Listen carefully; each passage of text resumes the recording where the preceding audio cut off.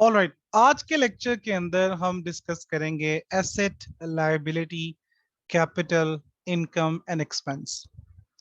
देखिए, जब भी आप अकाउंटिंग पढ़ रहे हैं तो through out the accounting paper ये टर्मिनोलॉजीज जो हैं वो आपके सामने आएंगी। और इवन अगर आप इंटरव्यूज वगैरह की बात करते हैं, जब आप कभी अकाउंटेंट के तौर पे अकाउंटेंट के रोल के लिए अप्लाई करते हैं, तो वो बेसिक क्वेश्चनिंग स्टार्ट यहीं से होती है। अच्छा, आप एक्सप्लेन कर दें एसेट क्या होता है, लाइबिलिटी क्या होती है, लाइबिलिटी की कितनी टाइप्स होती हैं, अच्छा कैपिटल क्या होता है, अच्छा इनकम और एक्सपेंस में क्या फर्क है।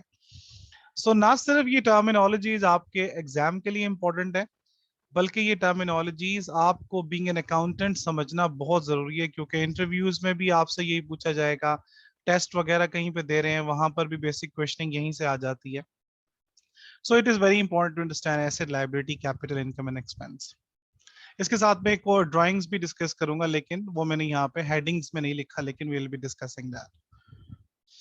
देखिए, एसेट जो है, इनकी डिटेल में जाने से पहले मैं इन तमाम टर्मिनोलॉजीज का आपको एक ओवरव्यू दे दूं। एसेट, अब अगर आप एक लेमैन की बात करें, एक सादा आदमी की बात करें, वो सादा आदमी भी इसको अंडरस्टैंड करता है कि यार ये एसेट क्या है। क्योंकि अगर आप डिक्शनरी मीनिंग देखें, प्लेन मीनिंग देखें, तो एसेट का मतलब होता है असासा जात, यानी रिसोर्सेज जो कि एक इंडिविजुअल के पास हैं, जो कि एक कंपनी के पास हैं, जो कि एक ऑर्गेनाइजेशन के पास है। फॉर एग्जांपल, अगर मैं आपसे कहूं कि पेप्सी की अगर हम बात करेंगे, पेप्सी की वो व्हीकल्स जो कि उनकी गुड्स की ट्रांसपोर्टेशन के लिए, गुड्स की डिलीवरी के लिए यूज होती है, तो वो उनका रिसोर्स है कि नहीं है? तो वो उनका रिसोर्स, उनका एसेट है। सो अगर आप प्लेन टर्म्स में बात करें तो एसेट का मतलब होता है रिसोर्स, लेकिन again there are many details in it जिसकी तरफ हमने जाना है। तो अगर आप बात करें तो रिसोर्सेज की हम बात करें, वो रिसोर्सेज जिसको एंटिटी ओन करती है, वो रिसोर्सेज जो एंटिटी के कंट्रोल में, हम कहेंगे कि वो एंटिटी के एसेट हैं या वो एंटिटी के एसेट्स हैं। सिमिलरली जब हम लायबिलिटी की बात करेंगे तो लायबिलिटीज आर द ऑब्लिगेशंस। अगर मिसाल के तौर पे मैंने बैंक से लोन लिया है, तो वो जाहिर बात है वो कोई कर्जे हंसना नहीं है, वो मुझे वापस करना है बैंक को। तो जब मुझे वो अमाउंट बैंक को वापस करनी है तो इट्स माय ऑब्लिगेशन। सो अगर आप प्लेन मीनिंग लायबिलिटी का देखेंगे तो you will find it as an obligation के लायबिलिटी का सिंपल मतलब है ऑब्लिगेशन। अब अगेन एसेट की भी फर्दर टाइप्स हैं जो कि हमने आगे जाके डिस्कस करनी है इन द नेक्स्ट स्लाइड्स। और सिमिलरली लायबिलिटीज की भी फर्दर टाइप्स हैं, फर्दर डिटेल्स हैं जो कि हम अभी आगे जाके डिस्कस करेंगे। लेकिन फॉर राइट नाउ एसेट को हम क्या सिंपली अंडरस्टैंड करेंगे कि ये रिसोर्सेज हैं एंटिटी के, जो कि एंटिटी ओन करती है, जो कि एंटिटी कंट्रोल करती है। और ऑब्लिगेशंस मींस लायबिलिटीज, यानी या लायबिलिटी मींस ऑब्लिगेशंस, वो जो कि एंटिटी ओव करती है। अगर एंटिटी ने कोई कर्जा लिया है, कोई उधार पर, कोई क्रेडिट पर गुड्स खरीदी हैं, so they are suppose to pay that amount to those individuals, to those organization. तो लायबिलिटी का सिंपल मतलब यहाँ पे है ऑब्लिगेशंस। देन हम बात करेंगे कैपिटल की। तो कैपिटल का सिंपल मतलब ये है कि ऑनर की बिजनेस में जो इन्वेस्टमेंट है, दैट इज द कैपिटल। अब कैपिटल में भी डिटेल्स हैं जो कि हम आगे जाके डिस्कस करेंगे, लेकिन for right now you need to understand this thing as कि जो ऑनर की बिजनेस में इन्वेस्टमेंट है, that is known as the capital. Then we have the income. अब इनकम क्या है कि जब आप कारोबार कर रहे हैं तो ऑब्वियसली जब आप कारोबार कर रहे हैं तो they will be inflow of benefits. जब आप कारोबार कर रहे हैं तो आपके कारोबार के अंदर बहुत ज्यादा इनकम अराइज होंगी, डिफरेंट टाइप्स की हो सकती हैं। मिसाल के तौर पे अगर आपने अपने शॉप के सामने एक स्पेस है, वो स्पेस आपने किसी स्टॉल वाले को दे दी और उससे रेंट चार्ज कर रहे हैं, तो रेंटल इनकम आ रही है आपको।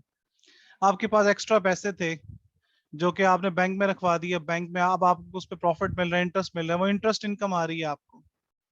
इसी तरीके से जो आप चीजें बेच रहे हैं, जो आपका काम है बिजनेस, फॉर एग्जाम्पल अगर आपका बुक स्टोर है, तो बुक्स बेचकर जो आपको पैसे आ रहे हैं वो आपकी इनकम है।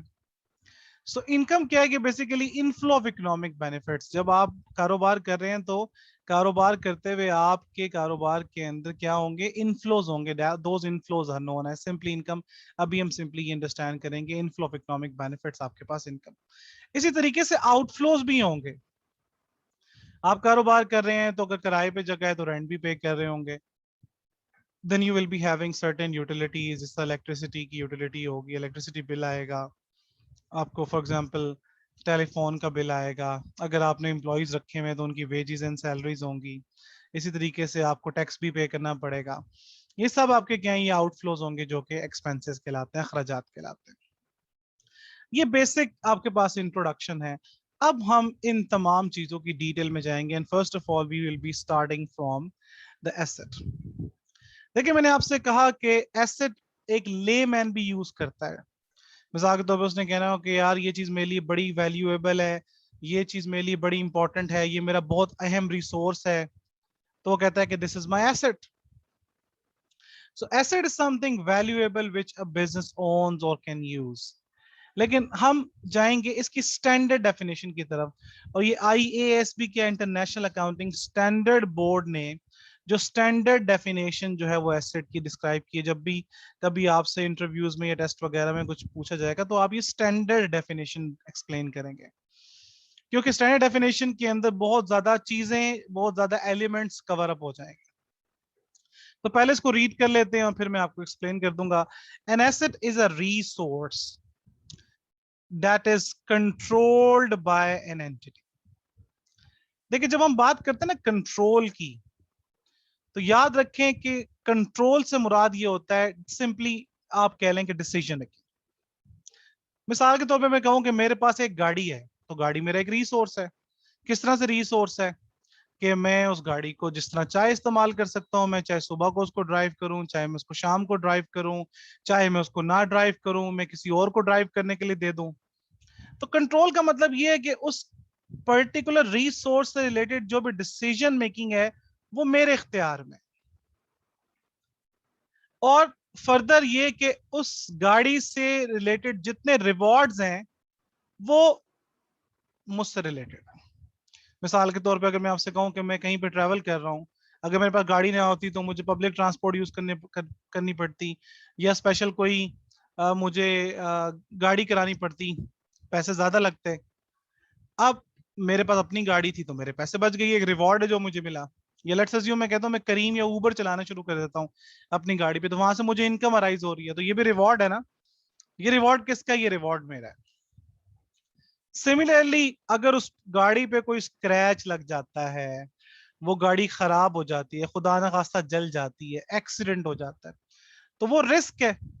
वो रिस्क भी जो है वो मुझे बियर करना है, क्योंकि जब रिवॉर्ड मुझे इंजॉय करना है तो रिस्क भी मुझे बियर करना है। तो याद रखें कि जब हम कंट्रोल की बात करते हैं तो कंट्रोल से सिंपल मुराद डिसीजन मेकिंग, और फर्दर डिटेल में चले जाएं तो आप यूं समझ लें कि उससे उस पर्टिकुलर रिसोर्स से रिलेटेड जितने भी रिस्क एंड रिवॉर्ड्स हैं वो सब के सब उस एंटिटी से बिलोंग करते हैं।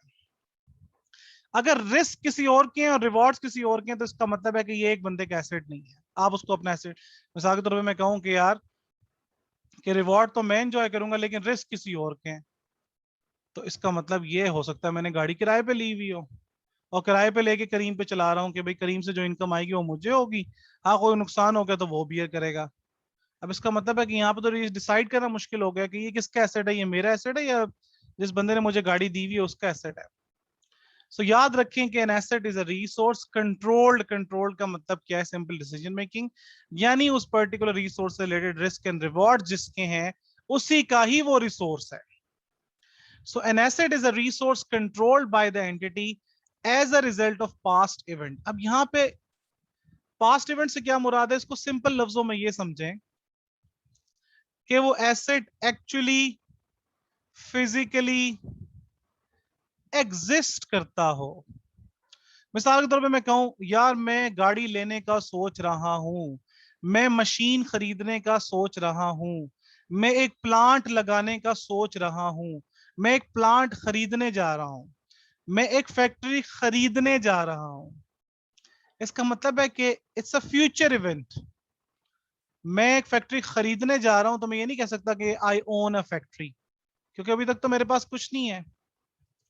As a result of past event का सिंपल मतलब आप ये समझें कि भाई वो चीज एक्चुअली फिजिकली एग्जिस्ट करती हो। अगर उसका ताल्लुक फ्यूचर से है कि जिसको आपने फ्यूचर में खरीदना है, फ्यूचर में खरीदने जा रहे हैं, तो इसका मतलब है कि आज वो आपका रिसोर्स नहीं है, हाँ कल हो सकता है। तो जब कल होगा तो कल की बात करेंगे। It's not now your resource, and something which is not physically present, something which does not exist physically, आप उसको अपना रिसोर्स और एसेट नहीं कह सकते। And the most important thing is कि रिसोर्स तो है, आपके कंट्रोल में भी है, लेकिन अब आप उसको एसेट तब कहेंगे when it is capable of bringing future economic benefits to the business।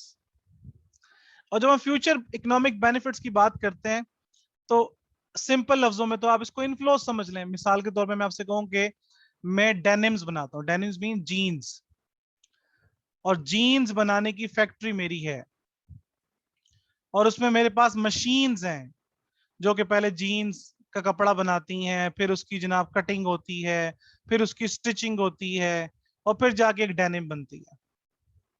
और जब वो डेनिम्स में मार्केट में सेल करता हूं या मैं एक्सपोर्ट करता हूं, तो वहां से मुझे जो है पैसे आते हैं। मिसाल के तौर पे मुझे यूरोप से जीन्स का ऑर्डर आ गया कि जनाब आप हमें 10,000 जीन्स बना के दे दें। मेरी कंपनी अब 10,000 जीन्स बना के यूरोप की कंपनी को दे रही है। तो जब मैं उनको 10,000 जीन्स बना के दूंगा, जो मेरी मशीनें 10,000 जीन्स बनाएंगी और वो बना के यूरोप की एक कंपनी को देंगी, तो जाहिर बात है मुझे वहां से पैसे आएंगे, इनफ्लोस। सो आपकी एक मशीन है जो कि यूनिट्स प्रोड्यूस कर रही है, जो कि गुड्स प्रोड्यूस कर रही है, या मिसाल के तौर पे आप सर्विसेज प्रोवाइड कर रहे हैं, सर्विसेज प्रोवाइड कर, लेट्स अज्यूम आप कहते हैं कि भाई आपके पास जो है ना वो एक प्ले एरिया आपने बनाया हुआ है जिसमें बच्चे आते हैं और खेलते हैं। अब वो प्ले एरिया भी आपको क्या प्रोड्यूस करके दे रहा है, इनफ्लोज ला के दे रहा है, वो प्ले एरिया आपका एसेट है। इसी तरीके से फॉर एग्जांपल अभी आप ऑनलाइन क्लास ले रहे हैं और आपके सामने जो है वो एक लैपटॉप है, तो एक लैपटॉप जो है वो आपके लिए इकोनॉमिक बेनिफिट प्रोड्यूस कर रहा है कि आप उससे क्लास ले रहे हैं, आपको नॉलेज मिल रहा है, आप फिर पेपर की प्रिपरेशन कर रहे हैं। So that laptop is in your control, जब चाहे आप उसको इस्तेमाल करें, बेशक अभी आप क्लास बंद कर दें तो that is in your control. और अगर वो लैपटॉप आपका खराब हो गया तो आप ही उसको ठीक करवाएंगे, उसकी मेंटेनेंस भी आप करेंगे, उसकी सर्विस भी आप करवाएंगे। सो इसका मतलब ये है कि वो लैपटॉप आपका रिसोर्स है, आपके कंट्रोल में है, और आप उसको यूज कर रहे हैं तो वो आपको इकोनॉमिक बेनिफिट जनरेट करके दे रहा है। और इकोनॉमिक बेनिफिट याद रख के जरूरी नहीं है कि इन टर्म्स ऑफ इनफ्लोज हो, कि भाई पैसे ही आ रहे हो। इवन जब आप कॉस्ट सेविंग की बात करते हैं वो भी एक इकोनॉमिक बेनिफिट होता है। अगर आपका एक रिसोर्स आपको एनर्जी सेव करके दे रहा है, कम बिजली लग रही है, इको फ्रेंडली है, तब भी ये एक इकोनॉमिक बेनिफिट है। सो एटसेट्रा याद रखें कि इन जरूरी नहीं है कि सिर्फ पैसों की टर्म्स में इसको देखें। सो एसेट की डेफिनेशन क्या हुई? An asset is a resource controlled by the entity. Controlled का मतलब ये कि वो एंटिटी के कंट्रोल में, वो एंटिटी उसकी डिसीजन मेकिंग खुद करती हो, जितने भी रिस्क हैं वो एंटिटी बियर करती हो, जितने भी रिवॉर्ड्स हैं वो एंटिटी एंजॉय करती हो। सो अगर किसी भी रिसोर्स के रिस्क एंड रिवॉर्ड्स आपके हैं तो इसका मतलब है वो आपका एसेट है और वो एक्चुअली एग्जिस्ट करता हो, और उससे फ्यूचर इकोनॉमिक बेनिफिट्स आए, and from which future economic benefits are expected to flow to the entity. जब हम एक्सपेक्टेड की बात करते हैं तो उसका मतलब है कि प्रोबेबल। जैसा सवाल यहाँ पे किया जा सकता है कि सर आपने मशीन खरीदी और अगर मशीन एक्सप्लोड हो गई, मशीन खराब हो गई और उससे इकोनॉमिक बेनिफिट ना आया फ्यूचर में, फिर? तो that is why I am using the term expected, कि यार मशीन खरीदी है तो एक्सपेक्टेड है, प्रोबेबल है, हाईली लाइकली है, ज्यादा चांसेस यही है कि वो बिजनेस के लिए इकोनॉमिक बेनिफिट जनरेट करेगी। हाँ खराब भी हो सकती है, जल भी सकती है, इसलिए हम टर्म यूज कर रहे हैं expected, expected to flow to the entity. So अगर आपके पास कोई रिसोर्स हो जो कि आपके कंट्रोल में हो और उससे आपको फ्यूचर में इकोनॉमिक बेनिफिट आ सकता हो, इकोनॉमिक बेनिफिट आने के चांसेस हो, हाईली लाइकली हो, प्रोबेबल हो कि आपको उससे फायदा होगा, तो इसका मतलब है कि वो आपका एसेट है, आप उसको एसेट कहेंगे अपना। लेकिन अगर आपका एक रिसोर्स हो जो कि आपके कंट्रोल में ना हो, उसकी डिसीजन मेकिंग कोई और करता हो, तो इसका मतलब है वो आपका एसेट है।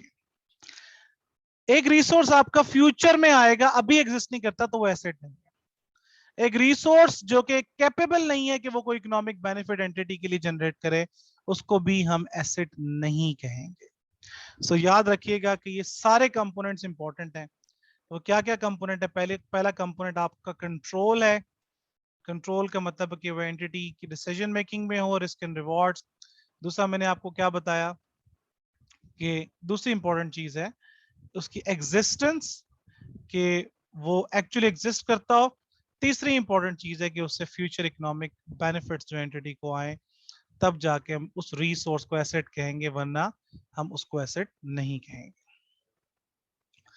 अब दो ब्रॉड कैटेगरीज ऑफ एसेट्स, वैसे तो और भी बहुत ज्यादा इसकी शाखें आगे निकल आती हैं, ब्रांचेस निकल आती हैं, लेकिन two broad categories, two main categories of assets. सबसे पहला आपके पास है करंट एसेट और दूसरा आपके पास है नॉन करंट एसेट। देखिए, इसको एक्सप्लेन करने से पहले मैं आपको छोटी सी मिसाल दे दूं ताकि आपको ये पता चल जाए कि यार ये कैटेगरीज किस लिए एग्जिस्ट करती है। मिसाल के तौर पे मैं आपसे कहूं कि यार एक कंपनी है जिसका नाम है कैटरपिलर, बड़ी मशहूर कंपनी है, हैवी मशीनरी बनाती है। आपने देखा होगा इसकी क्रेन्स हैं, इनके इनके जनरेटर्स हैं, वैसे स्मॉल चीजें भी बनाती है। इनके शूज बहुत ही ज्यादा फेमस शूज हैं, इनकी रिस्ट वॉचेस भी फेमस हैं, बड़ी हाई क्वालिटी रिस्ट वॉचेस होती हैं। लेकिन बेसिकली ये जो कंपनी मशहूर है, ये हैवी मशीनरी की वजह से मशहूर है। इनके मोबाइल्स भी हैं वैसे तो, बहुत सारी प्रोडक्ट्स बनाते हैं, लेकिन मशीन, ये जो कंपनी मशहूर है ये हैवी मशीनरी की वजह से मशहूर है।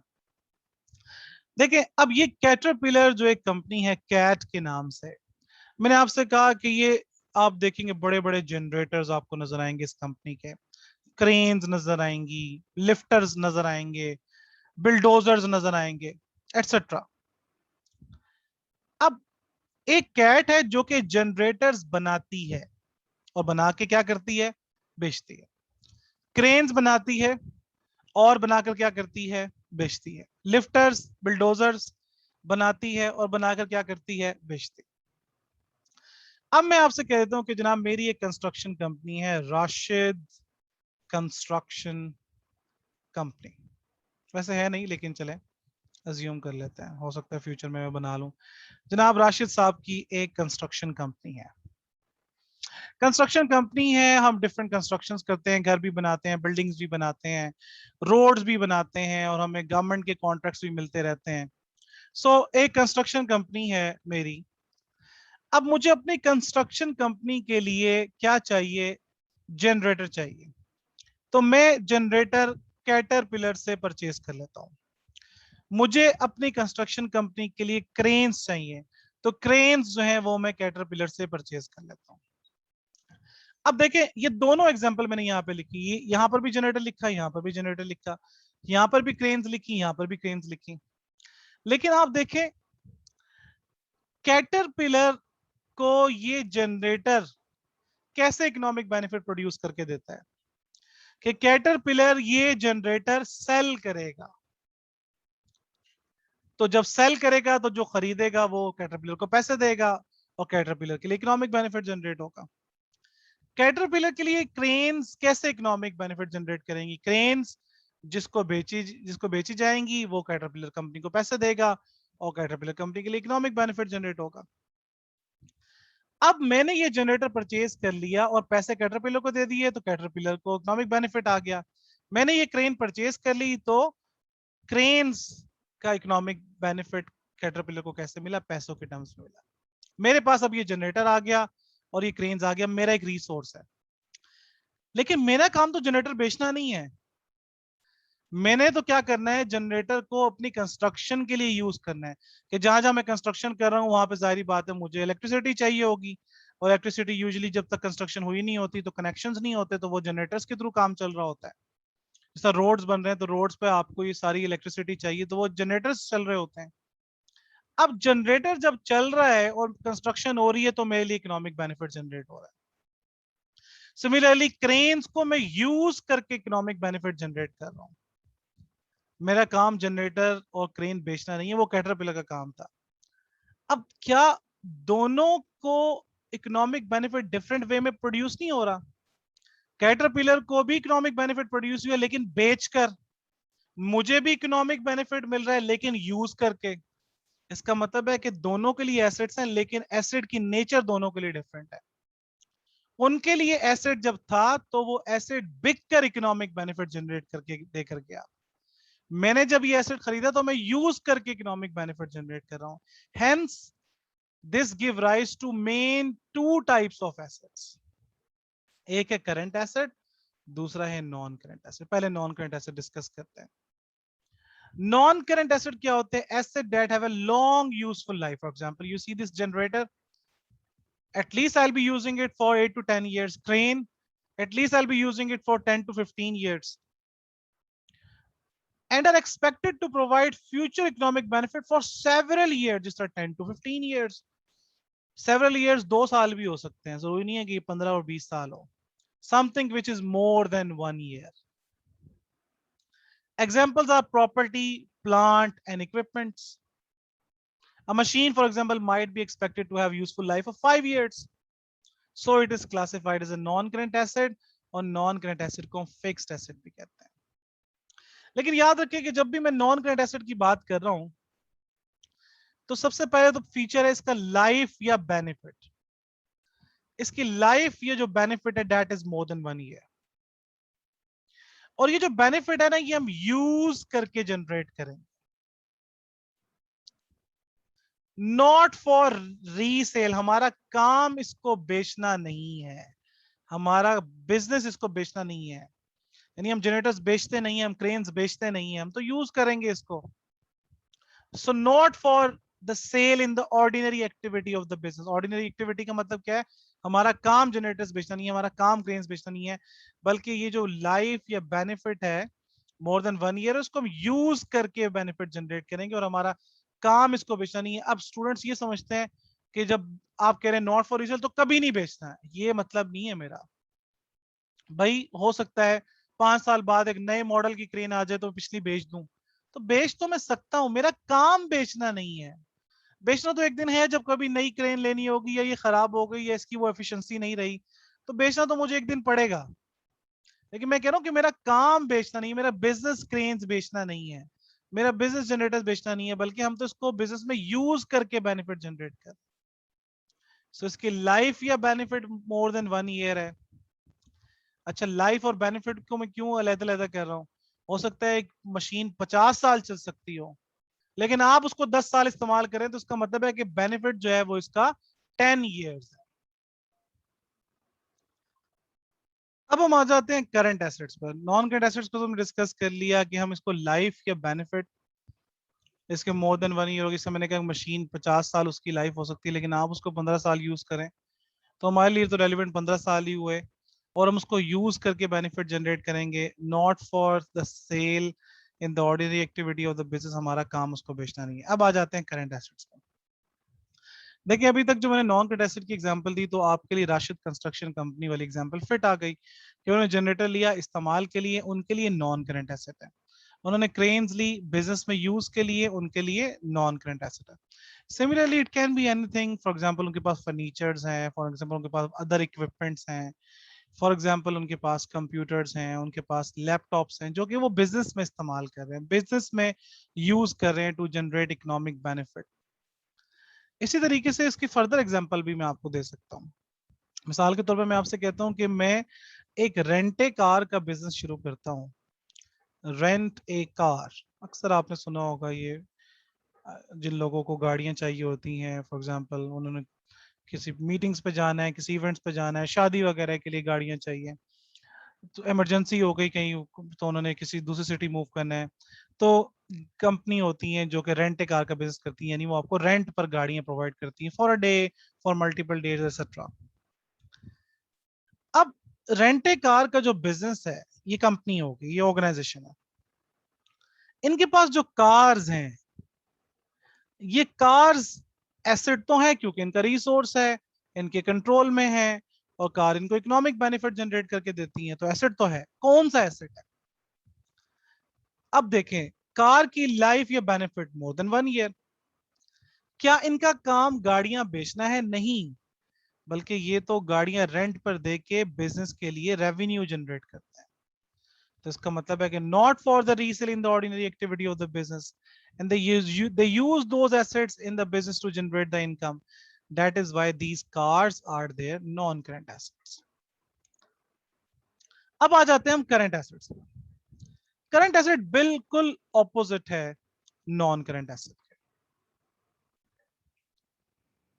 तो करंट एसेट की डेफिनेशन आप देखें, assets that are expected to provide economic benefit in the short term, and when we say short term, तो शॉर्ट टर्म का मतलब यहां पे ये है विद इन 12 मंथ्स। अब जरा आप कैटरपिलर कंपनी की एग्जांपल जो मैंने आपको दी वो यहाँ पे फिट करें। वो जो जनरेटर्स उन्होंने बनाए हैं, क्या वो क्या चाहते हैं, फौरन बिक जाएं या बस पड़े रहें? वो तो चाहते हैं कि जल्द से जल्द बिक जाएं, वो क्रेन जल्द से जल्द बिक कर उनको इकोनॉमिक बेनिफिट जनरेट करके दे दें। सो इसका मतलब है कि उनके लिए ये जो जनरेटर है रिसोर्स है, उनके लिए ये जनरेटर उनके कंट्रोल में है, उनके लिए ये जनरेटर इकोनॉमिक बेनिफिट प्रोड्यूस करेगा, लेकिन ये इकोनॉमिक बेनिफिट वो चाहते हैं जल्द से जल्द प्रोड्यूस हो जाए, विद इन 12 मंथ्स प्रोड्यूस हो जाए, इसलिए उनके लिए ये करंट एसेट है। लेकिन मैंने जब जनरेटर उनसे खरीदा तो मैं तो चाहता हूं कि ये 10 साल चले, तो मेरे लिए ये नॉन करंट एसेट। इसी तरीके से examples of assets are inventory. Inventory वो चीजें होती हैं, वो गुड्स जो कि हम सेल करते हैं, जो हमारा काम है बेचना। फॉर एग्जांपल टोयोटा के लिए कार्स, होंडा के लिए cars, for example as electronics के लिए इलेक्ट्रॉनिक्स, एलजी के लिए फॉर एग्जांपल एलजी की इलेक्ट्रॉनिक्स, वो बेचते हैं। तो जो वो चीजें अपनी ऑर्डिनरी एक्टिविटी में बेचते हैं, इसी तरह सैमसंग के लिए मोबाइल्स उनकी इन्वेंट्री है क्योंकि वो मोबाइल बेचते हैं। सिमिलरली जो मेरे पास कैश पड़ा हुआ है, चाहे वो मेरी जेब में या मेरे बैंक में है, मैं उसका बेनिफिट किसी भी टाइम ले सकता हूँ। मिसाल के तौर पे आज मेरी जेब में पैसे हैं, मैं जाके कोई भी चीज खरीद लूं, घड़ी खरीद लूं अपने बिजनेस के लिए, कोई कंप्यूटर्स खरीद लूं, कोई लैपटॉप्स खरीद लूं, इन्वेंट्री खरीद लूं। So an example of asset that are owed is money owed by the customers who have purchased goods on credit। एक और भी एग्जांपल है इसकी जिसको हम कहते हैं रिसीवेबल्स या ट्रेड रिसीवेबल्स या अकाउंट रिसीवेबल्स। ये भी करंट एसेट होता है। अगर हमने किसी को उधार पर गुड्स बेची तो हमने उनसे पैसे लेने हैं, और इंटेंशन यही है कि ये पैसे हमने विद इन 12 मंथ्स इनसे रिकवर कर लेने हैं। सो वो जो हमने पैसे लेने हैं वो हमारा राइट है to receive that money. That right is a resource, और हम जब चाहे उनसे रिसीव कर सकते हैं, और जब हम वो रिसीव होगा तो हमें इकोनॉमिक बेनिफिट जनरेट होगा। तो जिनसे हमने पैसे लेने हैं, रिसीवेबल्स, ट्रेड रिसीवेबल्स, वो भी हमारा एसेट है, और वो कौन सा एसेट है, करंट एसेट है।